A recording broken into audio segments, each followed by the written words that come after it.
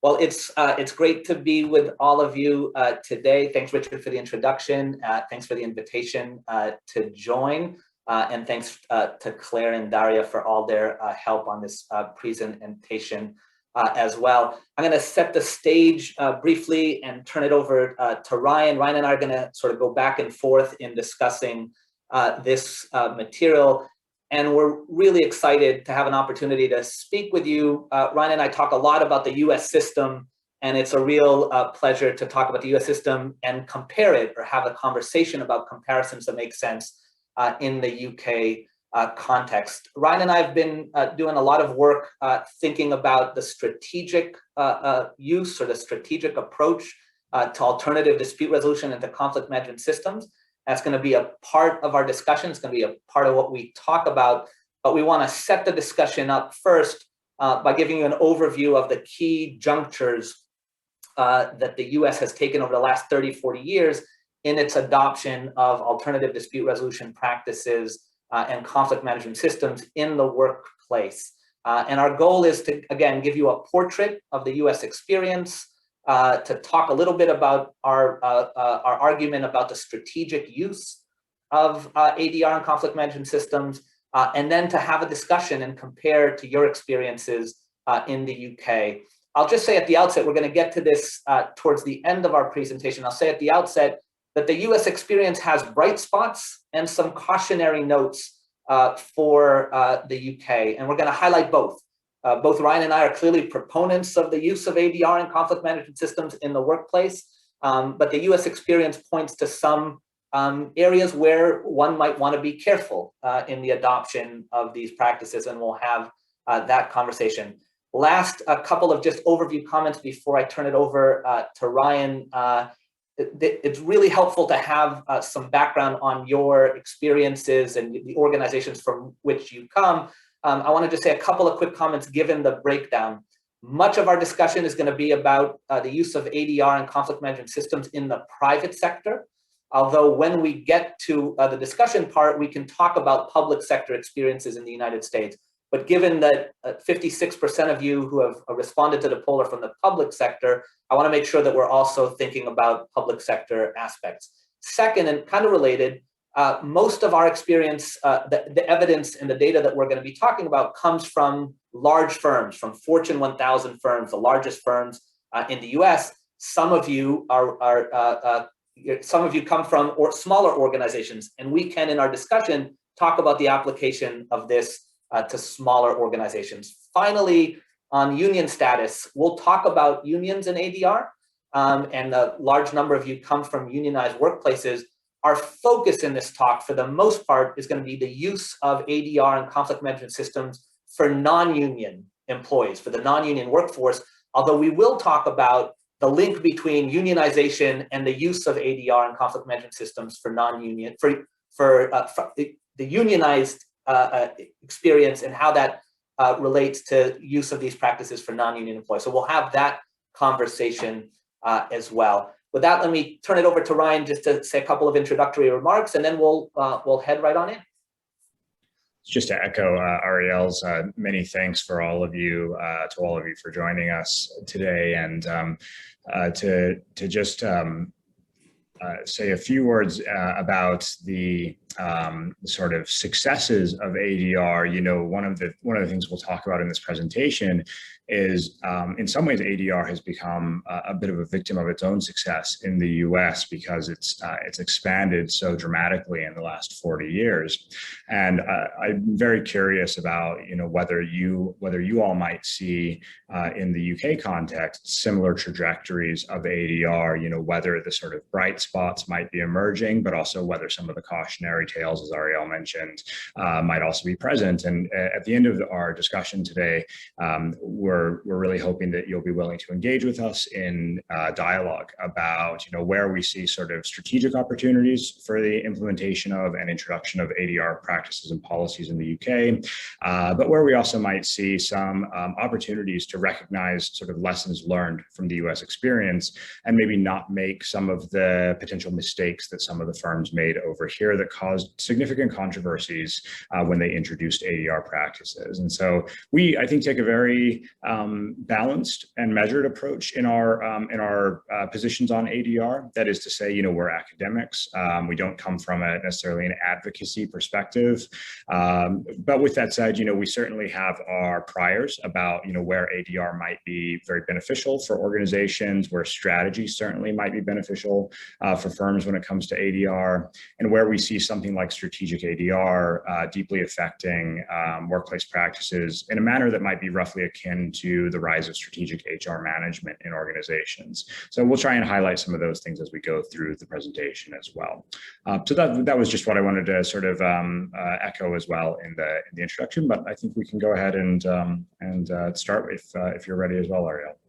Fantastic. Last introductory remark, just to note that this work that we'll be presenting has been conducted together with our colleague, and I have to say, both for Ryan and me, our mentor, David Lipsky, who has, as Richard noted, done terrific and important path-breaking work in this area. Okay, so we've sort of covered the roadmap. We're going to talk about some evidence from the Fortune 1000 firms in the United States in terms of what the US has been doing over the last number of years. We'll talk about some of the different explanations for the state of affairs that Ryan just noted, where ADR is in many ways ubiquitous in US firms. And then we'll talk about our sort of strategic focus or a strategic approach to conflict management in the US. We'll have a conversation about union status and how it influences ADR.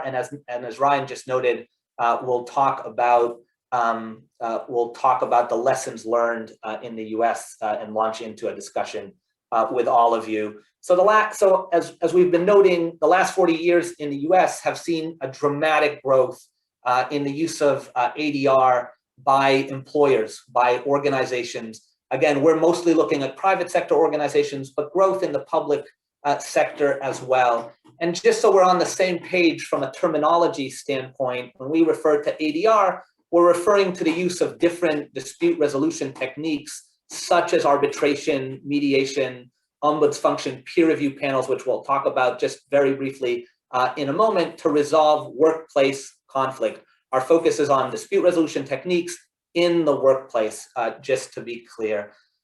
Starting in the 1970s or so, firms began to experiment and to use increasingly wide variety of ADR techniques. And starting about 25 or so years ago, firms started to use a more systematic, coordinated, integrated approach to putting those practices in place. And that's sort of a second juncture in the use of different conflict management practices in the US. Starting in the 1970s, the use of single practices like mediation or arbitration. A couple of decades later, the beginnings of integration of different conflict management practices across those different individual practices. And we'll talk about some of the mandatory techniques in a moment. I do want to note that even though there's been a dramatic growth in the use of ADR in the United States and the use of integrated conflict management systems, there's wide variation, and we're going to talk about that in terms of where firms are in the US. Some firms using very little ADR, some firms using just ADR, and some firms integrating their practices into a conflict management systems approach, which we'll talk about. When Ryan noted the sort of lessons and some of the cautionary notes in the US, one of those is the increasing use of mandatory techniques, techniques that employees are required to use as a condition of employment in order to settle conflicts in lieu of, as a replacement of the justice system, going to court. Well, we won't get into this in too much detail, given that I don't think it's as relevant for your context, but we do want to talk about it in the context of sort of some controversial ways in which ADR has been leveraged in the US.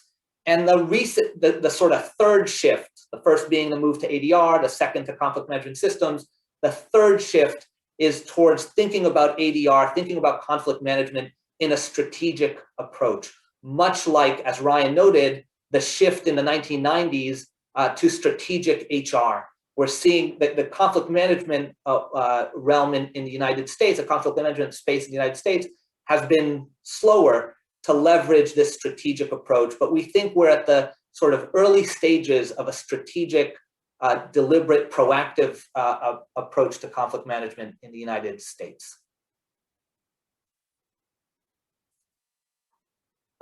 Ryan, some thoughts on this, or should we move on? Just one quick note as well, just in conjunction with what Ariel was saying, not to belabor the point, but I just want to note from the outset the sort of the context under which these developments occurred. And I just want to raise one sort of point for consideration. We don't want to go into a great deal of detail here, but contextually, we've seen a tremendous shift towards sort of the privatization of justice in the United States from the 1970s onward. And that's affected all types of justice in the US and access to justice. And conflict management, to some degree, and you'll see when we talk about who we survey in our study, you'll see that we survey, specific entities, which are general counsel, lawyers. And the reason that we survey those folks is because, conflict management is typically centered around and placed within this sort of wider story of a shift away from public forums for resolving conflicts, court systems and the like, to private entities being entrusted with and expected to resolve their own conflicts. And this happened starting in the 1970s and 80s. We saw a big shift in the thinking around how justice would be administered in the US. This is generally known as the sort of era of tort reform, and conflict management systems the rise of conflict management and those systems can't really be discussed without at least mentioning that sort of general context. It didn't come out of nowhere. It came primarily out of a lot of rights being given to individuals in the 1960s, legal rights, and then a shift toward privatization, which we'll maybe mention a little bit further down the road. But just wanted to flag that at the outset to explain the context that we're dealing with here. Fantastic. Okay, so let's just give you a little bit of a sense of the sort of patterns of usage of ADR in the United States at 2 points in time. So our colleague, Dave Lipsky, conducted a large study in 1997, many years ago. We came back in 2011 and conducted another survey of Fortune 1000 firms. We were in the midst of a third survey right as COVID began. We decided to keep going with the survey even with COVID, but have found it quite difficult to collect accurate and reliable information. So we'll probably have to wait a bit for this third round. So this is somewhat dated data, but it gives us a good portrait of where things are, at least over the last decade. And so what you see on your slide, and I could spend a lot of time talking about this, but I won't, so that we can move on. You can see a range of different dispute resolution techniques used by Fortune 1000 firms, again, the largest firms in the United States. You'll see, for the most part, growth in usage between the first survey in 1997 and the second survey in 2011. So to the extent to which there was a question, is this a fad? Was the US experiencing some sort of blip in terms of use at the end of the 90s? For all of these techniques, except for one, one or two, there was an increase in usage. And what you'll also see is a very high level of usage of both mediation and arbitration, and experimentation with a range of other techniques. In our world, we like to sort of talk about two types of techniques, ADR techniques: interest-based techniques. Those are techniques in which the practice is focused on getting the parties to a mutually agreeable agreement around the interest, their needs.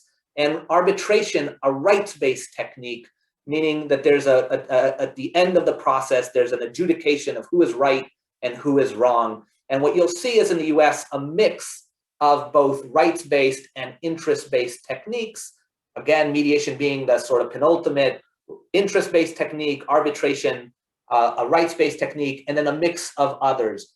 Peer review, which is a technique in which employees from the firm sit on a disciplinary hearing board and make decisions alongside management. The ombuds function, which you can see at the end of this slide, which saw growth between 1997 and 2011, and it's our assessment that it's grown even more since. which is an internal neutral within the organization that has broad responsibilities for managing conflict, mostly using interest-based techniques, but a very sort of informal, broad array of prerogatives to resolve and manage conflict. If there's interest in thinking about the ombudsman or talking about it, we can talk about it during our discussion period. And if there are any techniques here that you have specific questions about, again, we're happy to discuss over our discussion period. Ryan, any thoughts on this slide? Yep, that's great. Another way to think about the use of ADR, and this is from our 2011 survey, is what proportion of the US workforce is covered, what proportion of employees are covered by these techniques, the variety of different techniques that we've just noted: mediation and arbitration, peer review, and the ombuds function. And so in our survey, we asked what proportion of your employees are covered by one ADR practice or another. And what you'll see is 19% of our sample, and we're going to get into the data a little more moving on, but this is a sample of 368 firms out of the Fortune 1000. 19% had a substantial amount of their employees covered by these techniques, meaning it was across the board, both high wage and low wage employees, blue collar and white collar employees. And so a significant proportion of firms covered an array of employees. I'll just note, again, especially given the proportion of the participants who are unionized, that even in 2011, unionization rates in the United States were very low. They're extremely low now, under 6% or around 6% in the private sector, but they were low in 2011 as well. And what this suggests is that a very large proportion of the workforce, a larger proportion of the workforce is covered by non-union ADR techniques than covered by the unionized grievance process. The other sort of quick thing just to point out is, and we noted this earlier, that while a significant proportion of employees are covered by these techniques, there's also a significant proportion of employees in the US that aren't covered by these techniques. So we've seen a rise in ADR, we've seen a growth in the use of ADR, but that doesn't mean that the vast majority of employees are covered. What we see here, sort of 43% of employees that aren't covered at all in this sample by ADR techniques. Ryan, thoughts? One additional thought here, not to again extend this too long, but just one additional thought. This sort of spurred us, this result that we found early in our study, and we'll show you this in a few slides.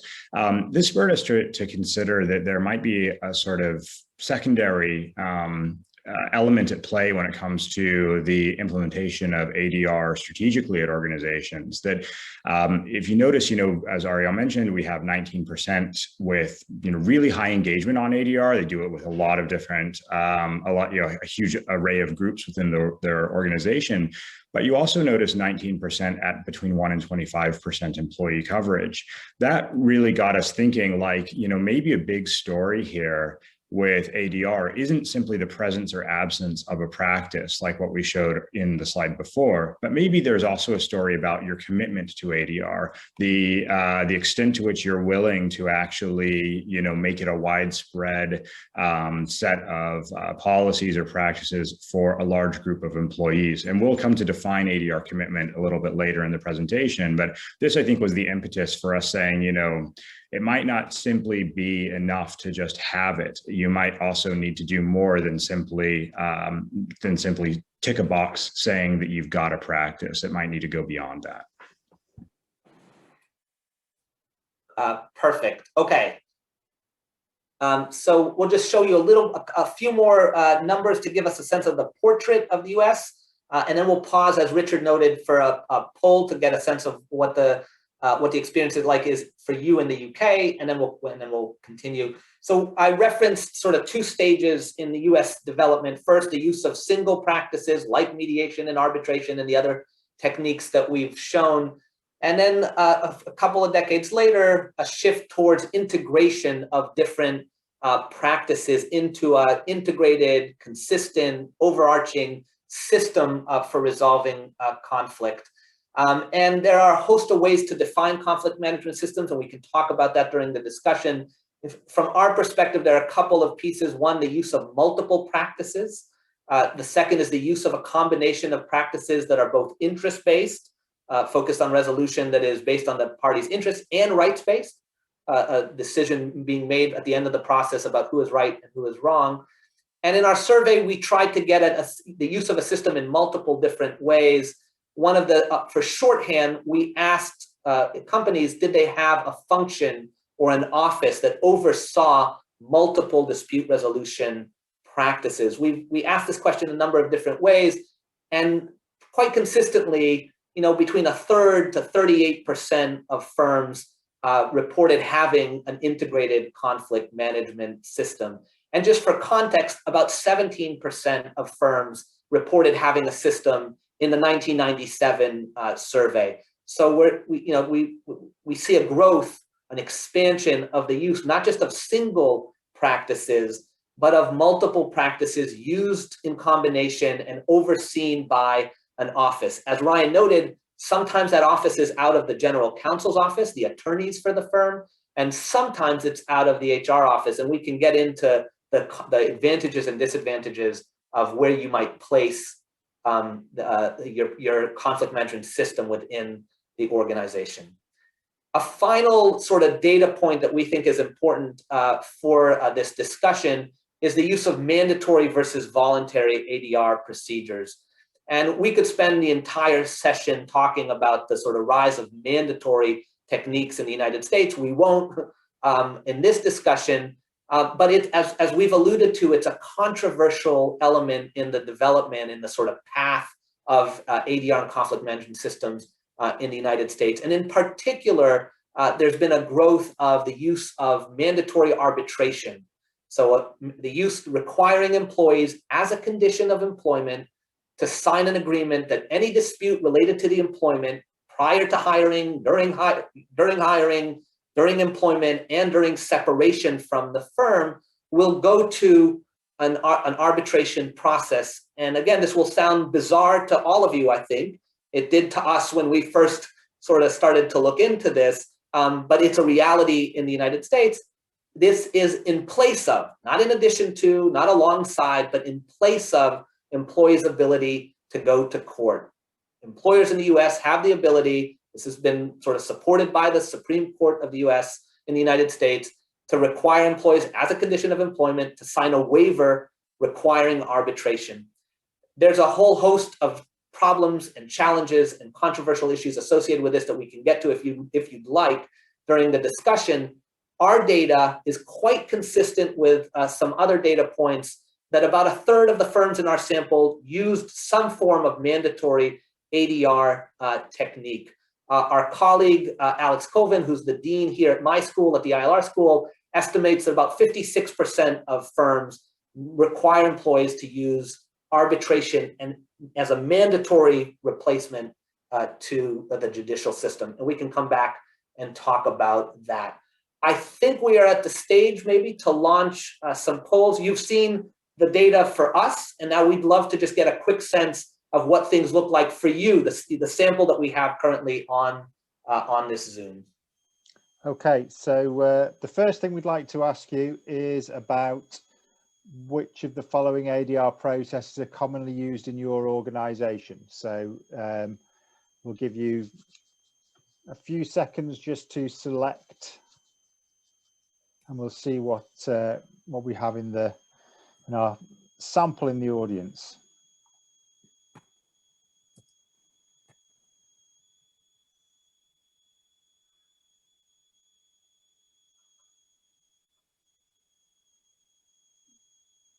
Okay.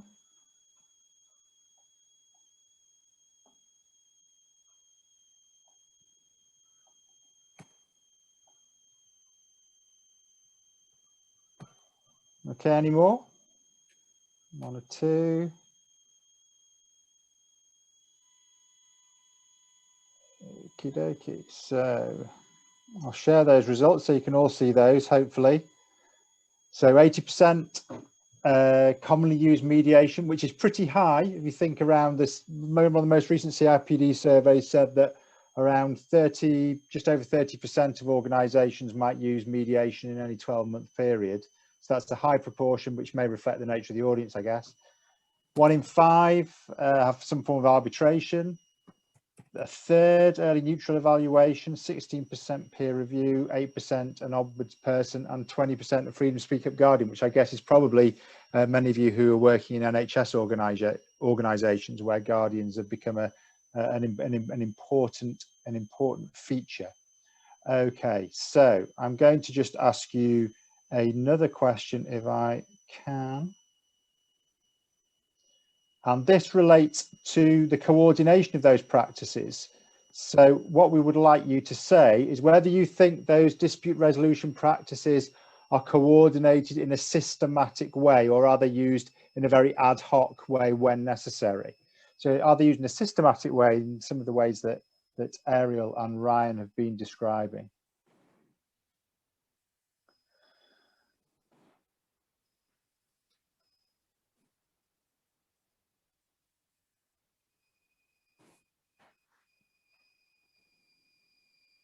Okie dokie.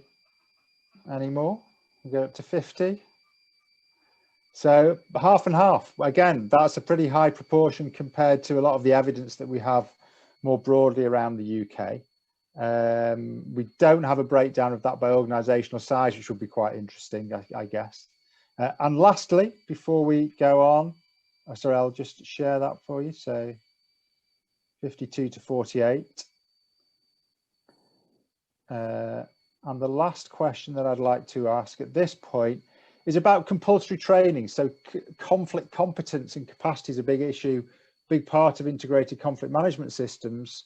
And so one thing that would be quite interesting to find out is, do managers in your organization receive compulsory training? So compulsory, not just if they want to, but where they have to go through training in conflict resolution or in difficult, challenging conversations. And I don't mean here training in disciplinary and grievance processes. I mean in conflict resolution or having those difficult or challenging conversations. So I'm going to launch that there, and if you could just vote accordingly, that would be fantastic.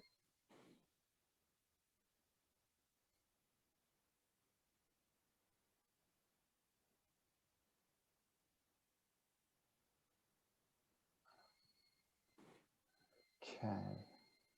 And that's, I think, a really interesting result, in that the vast majority don't have compulsory training of that type. I guess quite a few might have voluntary training, but compulsory training only just under 1 in 5. Okay, so some interesting results there to reflect on as we go forward.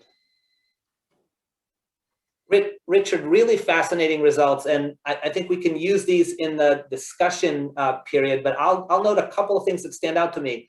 One is a wider variation in the use of techniques than I think I expected, but as sort of not a student of UK use of these techniques, a broader use of sort of integration of practices than I had expected. But then given those two first pieces, lacking sort of a lower level of training that you would think that would correspond to sort of those levels of use of those practices. When we think about the use of conflict management systems, one of the indicators or one of the signs that an organization is in fact truly committed to the use of conflict management within the organization is the investment in training and development around these areas. So that's really interesting. I will note that I think we might have a little bit of a biased sample here. These are all folks interested in conflict management. You're all interested in ADR conflict management. So we'll probably have a little bit of a biased sample, but interesting nonetheless to get a sense of your different experiences. Ryan, I didn't know if you had any thoughts on the results before we move on. And Ryan and I have been noting that we do have to sort of pick up the pace so that we can, in fact, stand behind our promise to have a robust discussion at the end. Yeah, no, you covered it all. Great.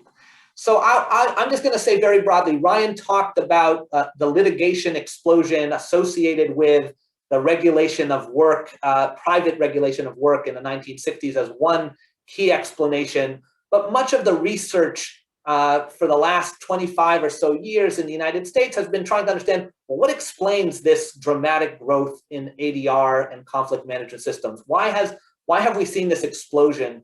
And there are a range of different explanations that are, of course, not mutually exclusive, that the employment relationship fundamentally changed during this period, that work practices and the way work is organized have changed, requiring more conflict management that goes beyond the hierarchical bureaucratic use of sort of supervisory conflict management. I've alluded to and talked about the decline of the labor movement, and the decline of unions meant the going away of a grievance process, a built-in institutionalized way of dealing with conflict. Non-union firms don't have that sort of built-in system. So another explanation is the sort of attempt to substitute for that system. Globalization and deregulation. I noted the reorganization of work, changes in technology. All of these have been used to try and explain this growth and rise in the use of ADR.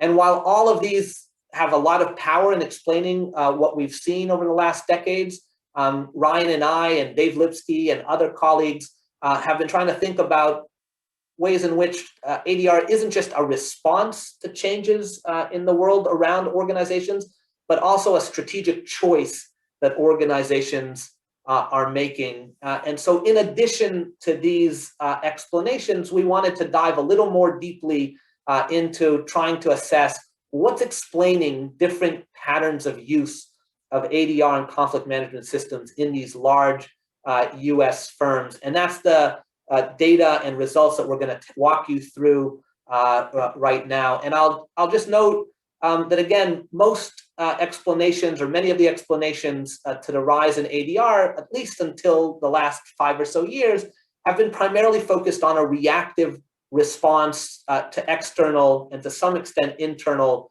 pressures on the part of firms. Firms were facing growing litigation, and so they put these practices in to buffer themselves from those growing litigation patterns. Firms were facing decline, decrease in unionization or attempts to prevent unionization, so they put in non-union techniques and so forth. We believe that it's important alongside those traditional explanations to also examine the extent to which firms are not just reacting to the external world and to the internal pressures that they face, but are also selecting, choosing, making strategic choices about the kind of techniques, ADR and conflict management systems techniques that they put in place.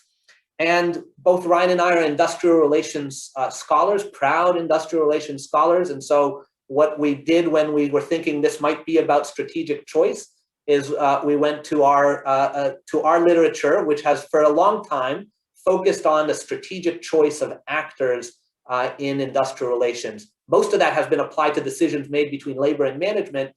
We thought it made sense to apply that same framework by sort of some of the seminal figures in our field to the adoption of ADR and conflict management systems.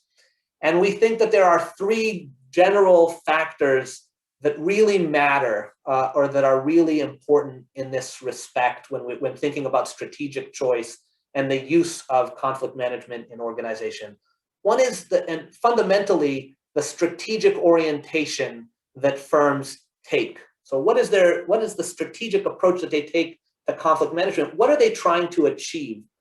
You'll recall from the slide in which we showed the array of different techniques that firms use, that these techniques are really designed to do very different things. Again, some techniques are designed to be much more problem-solving focused and trying to develop skills for employees.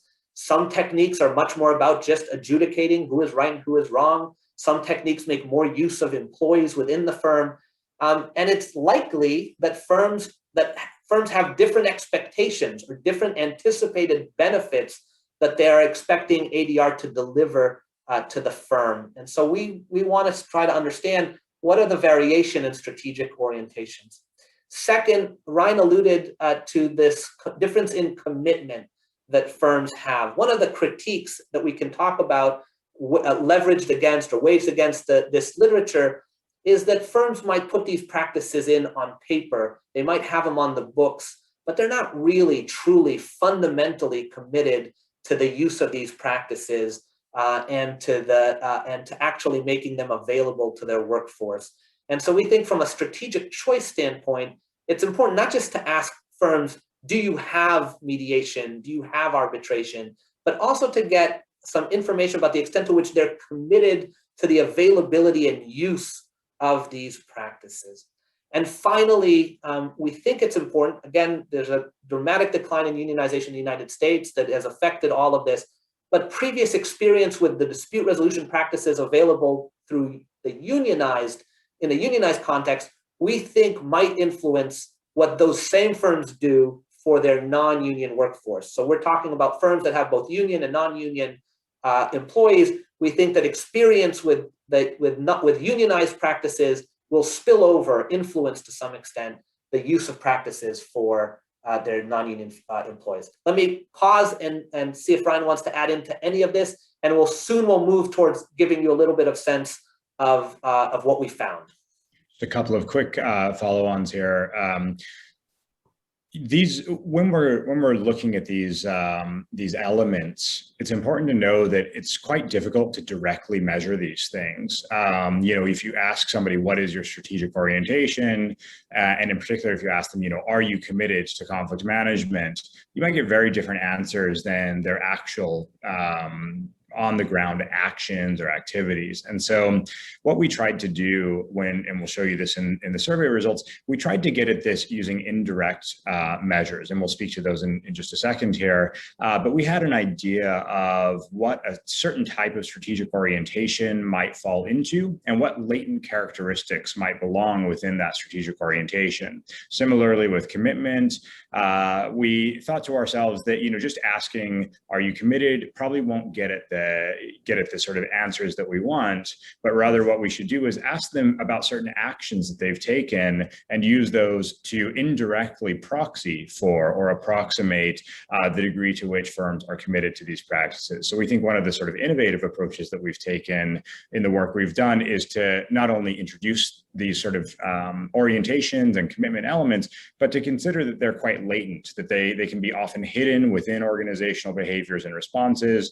And it's our job as researchers to sort of tease those out, which we'll again cover. The union experience is much more direct. You can simply ask them, are you unionized, or what proportion of your workforce is covered by a union? But the other two are a little trickier to tease out. Fantastic. Thanks so much, Ryan. Well, I'm going to go through this relatively quickly because, again, we promised a discussion, and I think that's going to be a highlight of this session. So we hypothesized that there are three overarching strategic orientations.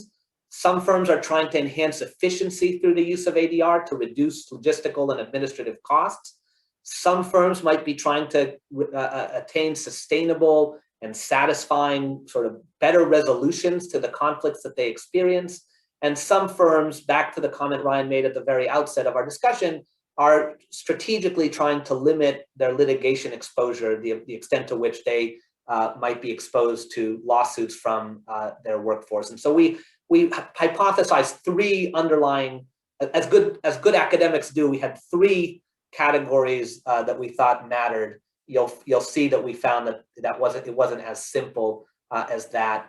Again, we hypothesized that organizational commitment to ADR is also going to vary across firms, that some firms are going to be more committed to the use of the techniques. So we might have lots of firms reporting the use of the same techniques, but there's going to be variation in the extent to which they have genuine commitment to providing these techniques to their workforce. And we'll talk a little bit more about that. We had a host of different measures, as Ryan just alluded to, that helped us piece together the extent to which firms were using ADR just as window dressing. Again, that's the big critique against ADR in the US, is that it's window dressing, that firms put it in place to be able to say that they provide employees with conflict management, but they're not really committed to it, and the availability is not real. And that's a challenge, and it's a contrast to the unionized setting. And so we're trying to capture that variation in US firms. And finally, I'll just say very quickly, there's a big debate in the United States about the effects that unionization, or the decline in unionization has on ADR use. one large theory is that ADR has grown as a substitute or as a way to avoid unionization. Non-union firms put in techniques that look somewhat like the grievance process in the unionized setting. And there's a sort of competing argument that maybe there's some complementarity, that unionized firms that have non-union employees want to allow their non-union workers to have access to some of those same techniques, albeit without the union presence. And we're going to show you some evidence to the extent to which either of those stories holds. Back again, so we have three sort of big buckets of influences on the use of ADR in conflict management systems: the conflict management orientation, the strategic orientation that a firm might take, their commitment to ADR, and the experience with unions as possibly another influence on the patterns of usage. I think this is the point at which we thought we'd ask you about sort of whether there's a strategic orientation to the use of ADR in your firms, and the extent to which our proposed categories, efficiency, litigation avoidance, sustainable resolutions, and satisfaction, held in your firms.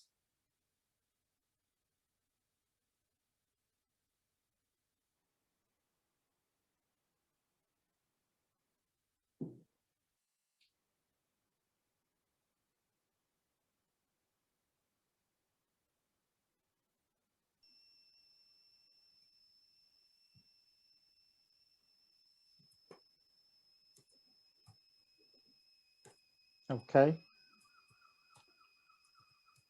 So fairly evenly mixed. 55% reckon that conflict management is a strategic issue, but 45% not, which is interesting again, perhaps given the skewed nature of the audience. Let's pose a question related to the point that Ariel and Ryan made around commitment. So for those who have any form of ADR, how committed is your workplace or organization to use those practices, do you think?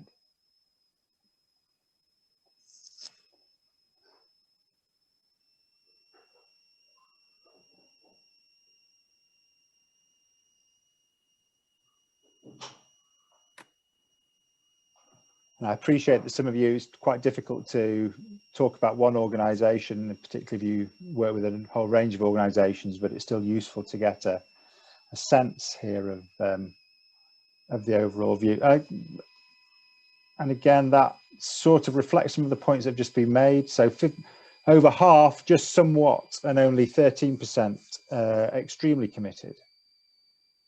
Okay, and one last question before we crack on about what strategic approach, if any, characterizes your firm's use of ADR, maybe, a firm that you're familiar with, out of efficiency, satisfaction, sustainability, or maybe limiting litigation exposure to the dreaded employment tribunal claim.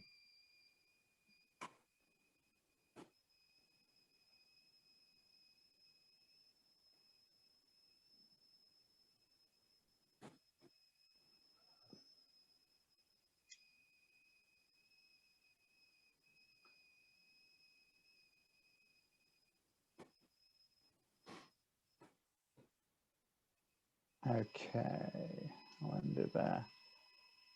And the biggest thing there is limiting litigation exposure, which I have to say doesn't surprise me terribly, given the situation in the UK. But there is some broader strategic issues around efficiency and satisfaction there as well. Okay, thank you very much, everybody. Thanks, Richard. I'm finding these polls really fascinating, both in terms of the variation. The commitment variation is quite fascinating. And I think we can share these results, right? I'm not sure they've been shared, so people can see. Both the commitment and also the sort of strategic orientation. I think this is fascinating. Again, might be food for thought for our discussion.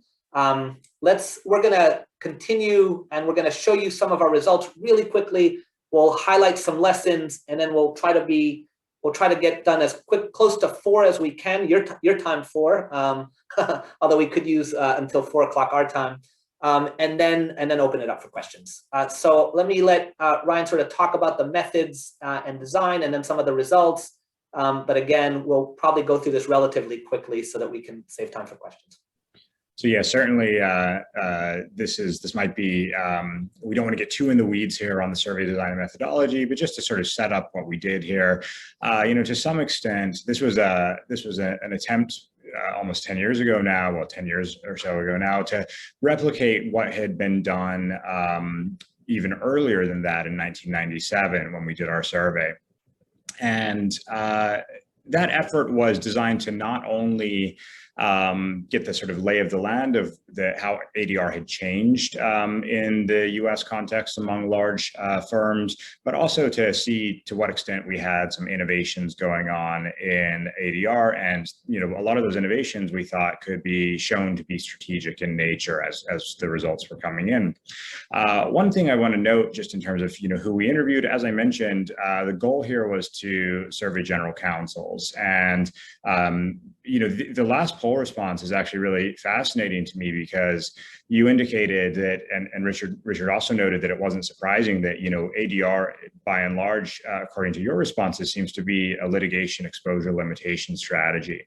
That's really interesting because I kind of thought that the US was unique in that regard, that like we were particularly anti-litigious and that our context of privatization of justice was rooted in the sort of litigation exposure narrative. So I'm really curious when we get into our discussion about whether you see actually a lot more parallels than I might have imagined in terms of the rationale for turning to like a reaction to litigation as being the logic for these things. So why we interviewed the general counsel as opposed to like the head of HR was exactly for this reason, that we thought that ADR is positioned as a sort of reaction to litigation as opposed to being like core to the HR function within US organizations. And we've gotten some pushback from reviewers and from other scholars about positioning our respondent as the general counsel as opposed to the head of HR. But that was our logic to it. And you can let us know if you agree with that approach. Okay, so we had a sample of 368, and that was a little down from the 1997 survey, but still perfectly enough to do statistical analysis. Okay, so, and Ariel, feel free to chime in if there's anything you'd like to add. So we did a little bit of, we won't show you the factor analysis that we did or the sort of deep math that we did or anything like that, but we did some relatively robust empirical approaches to try to tease out these latent measures. And one thing you can do to do this is something called factor analysis. We based our factor analysis on answers to a particular question, which asked the respondents, when your company has decided to use ADR instead of litigation, what are the following reasons that help explain this decision? And there were all these different options like saves time, saves money, et cetera. You can see them here. And we put those into expected buckets. And as Ariel noted, we expected to see not only efficiency, not only exposure limitation, but we also expected to see satisfying and sustainable results. When we ran our analysis, we actually found, instead of 3 factors, we found 4 factors emerging. That satisfaction and sustainability were discrete items, discrete latent orientations. We got strong results on efficiency, strong results on exposure limitation, and then this sort of split in these 2 items that we didn't think were going to be present. So this is important because this sort of sets the scene for us, the stage for us to understand what a strategic orientation in the UK context might revolve around. And we would argue that it would revolve around these 4 characteristics, that you're going to have certain types of ADR because they have efficiencies, certain types of ADR because they give satisfactory settlements and processes and preserve relationships. You might also use ADR because it provides durable resolution, sustainable resolution, and gives parties agency to resolve disputes themselves. And you might also have ADR because it limits your exposure to lawsuits, legal precedents, and limits discovery. So that was the first sort of core finding we had. Exactly, and just to quickly say, and this provides support that organizations have at least a strategic orientation in mind, that we define these clear, separate strategic orientations that are driving firms' use of ADR. Let's talk about the findings real quick. Yep. So just a few ways that we tried to then take that strategic orientation and understand how it affects actual practices and behaviors toward ADR. So we've got one side of the story, which is that there seems to be this strategic orientation that's emerged, and it's built upon these latent factors. But then the question is, what does that actually accomplish? What do these strategic orientations do for ADR? So we measure this in two ways. The first way is to simply sum up the total number of ADR practices, which we showed you in the second slide of our presentation, mediation, arbitration, et cetera, and ask to the extent to which any of these elements affects and increases the likelihood of you having more and more greater numbers of these practices. And we found some sort of initially interesting results where we didn't see strong efficiency effects overall. We saw positive effects of litigation avoidance on having higher numbers of these practices, positive sustainability items on having these higher numbers of practices, and also your commitment to ADR mattering.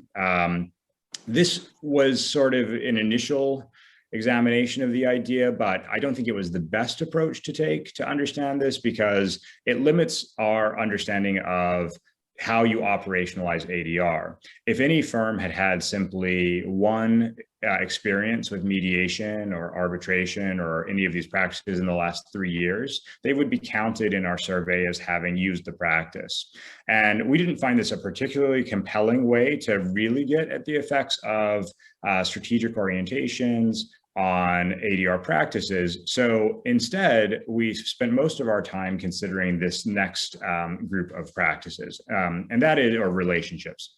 And that is the frequency with which you used the two major practices that we have in the United States. So employers were asked how often they used mediation and arbitration, and they could rank that on a scale of 1 to 5, 1 being we never use it, 5 being we use it all the time, and in between. And we thought this was a better way of getting at the actual usage as opposed to just sort of window dressing usage of these practices. And we found that we got strong effects on all of these practices, both mediation and arbitration, as well as what we consider the sort of systematic version of ADR, our best measure of ADR systems in this case, which is the extent to which you were doing both of these things very frequently. So this is a sort of a combined effect of mediation and arbitration. If you did a lot of mediation and a lot of arbitration, we thought you were sort of like a super user of ADR, and we wanted to look at what types of strategies explained that that significant usage, as well as usage of any individual practice. So what we found, maybe somewhat surprisingly, we found, well, maybe not too surprisingly, I guess, but we found that when it comes to something like mediation and how often firms use mediation, firms really use mediation to gain efficiencies. There's a big argument with regard to arbitration being an efficiency strategy for firms, and we didn't find that to be the case. We found only mediation was deemed to be more frequently used by companies that also identified, they really valued these efficiency measures. So if you really like efficiency, you use a lot more mediation. We actually found no effect of our sustainability strategy across the board, but we found a very strong positive effect of our satisfaction orientation across the board. So this indicates to us that when you have something like an ADR practice, and you really like using that ADR practice, you tend to use that because it produces satisfying processes and outcomes. And if you have mediation, it tends to be used as a result of you wanting both satisfaction and also you wanting to prioritize efficiency within the organization, but that's not true for arbitration. The last finding of our strategic orientation measures that I think is very interesting is we actually found no evidence of exposure limitation strategies, which I would have thought exposure limitation would predict arbitration usage. But we found that actually satisfaction, and we'll get to commitment in a second, but satisfaction and commitment were the main predictors of arbitration, not exposure limitation, which sort of pushes back against the idea that ADR and arbitration is simply a pure reaction to lawsuits and what have you. And the last thing that we found was the more committed you are, as noted by our signals of commitment, the more committed you are, the more likely you are to use all of these things. So that really supports our idea that it's not just about having these things, it's about putting them into practice. And if you put them into practice more, you're more likely, if you cover more employees and you make these practices widely available, you're also more likely to be willing to engage in these practices at a higher rate. Anything you want to add, Ariel? Just two quick comments, and then I think we'll cover the union findings really, really quickly so we can get to the discussion. One is to just say that, again, to echo Ryan's comment, the lack of a significant finding for exposure limitation for these variables really surprised us, and we thought this would be a much more powerful explanatory variable. The second thing to say is we're only looking at sort of how strategic orientation influence and commitment influences mediation and arbitration. There might be a whole host of other outcomes that are influenced by these other strategies that don't appear to be significant here. So that's just to note, this doesn't mean that they don't matter in the use of ADR. They don't appear to be significant in the use of mediation, arbitration, or the combination of the two. And then again, just to highlight what Ryan said, commitment really matters. And in a lot of our different analyses, commitment was a very strong, powerful explanatory variable. We think that's a really important thing to keep in mind. Maybe, Ryan, if it's okay, I'll just say on the union side, just to note, we did find that there is a relationship between unionization, having unions and experience with unionized practices, and the use of non-union dispute resolution in two ways. Unionized firms were more committed to the use of ADR for non-union employees, kind of expected, but interesting. That gives support for a complementarities approach, not a substitution or avoidance approach.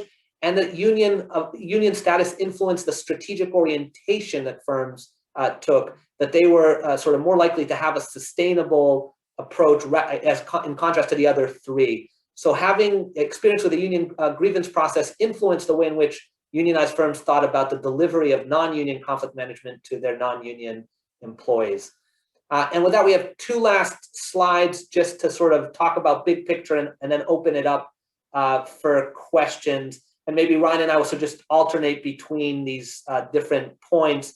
The first is to say, and we started here and we'll just come back to it at the end, it's clear at this point, 40, 50 years in, ADR and conflict management systems have been institutionalized, embedded in the US non-union employment relations systems. They're here and they're here to stay in a lot of ways. And we can talk more about that. And we can also ask you about the extent to which the same can or cannot be said about ADR in the UK context. So the second point that we want to make here is that we do think that there's strong evidence toward this strategic orientation and strategic choice model of ADR, and we would argue that there's no reason not to expect that. Before strategic HR became a huge topic within the HR domain, everyone assumed HR was purely administrative and reactive. Before strategic industrial relations practices became big in the 1980s, everyone assumed that industrial relations practices were reactive to external environments. So there's no reason to expect that we shouldn't see strategic ADR here, and following a similar pattern. And I think we've tried to demonstrate that with our research. We've highlighted this quite a bit, but we'll say it one last time. We think one of the contributions of our work, but also important to sort of think about, is variation in organizational commitment to the genuine use of conflict management practices. And it varies. While ADR has been institutionalized and embedded in the US, commitment to the actual use of those practices varies greatly. So one thing that we just want to finally end with here is a consideration of some of the, we mentioned early in the presentation, sort of lessons from the US system, and what might sort of drive some of our discussion and conversation here. In large part, the mandatory nature of ADR in the US, particularly around rights-based issues like arbitration, has been incredibly controversial. We've seen employees protesting these mandatory practices at tech companies. We've seen things like arbitration being held up against the Me Too movement as one of the big sort of problems within organizations in response to Me Too, and all of that is embedded in the U.S. system of dispute resolution. This, we think, is sort of ADR almost being too successful in the US, that it's become so ubiquitous, so popular, and firms have so much control over the processes that to some extent they have gone beyond what any sort of natural expectation would be of how firms would introduce strategic practices, and instead some firms are just sort of hammering home a low road strategy toward ADR focused on rights-based disputes without necessarily focusing on all the other good things that ADR can do, like mediation and more interest-based approaches. And so one lesson that we have from the US context is we have to be very careful about the implementation of these types of practices, and go in with eyes wide open about the consequences of what might happen if you have more of a low road ADR strategy in your organization. And just building on that comment, we think that while conflict management systems and ADR have been institutionalized in the US, they have not yet fully delivered on the promise to sort of reshape the way in which conflict plays out in organizations. They've done that in some places. There are pockets of success. There are pockets of ways in which it does so. But when one compares the non-union conflict management systems to unionized conflict management, there's still a ways to go. As we noted, they're here to stay, but there are ways in which there are developments and growth for the deployment of these systems in US workplaces.